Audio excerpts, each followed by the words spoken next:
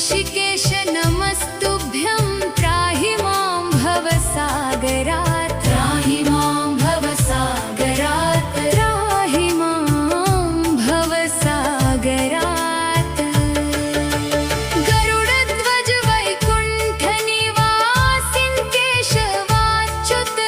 जनार्दन नमस्तुभ्यं त्राहि मां भवसागरात् त्राहि मां भवसागरात् त्राहि मां भवसागरात् शंख चक्र गदा पद्मधर श्रीवत्सलाञ्छन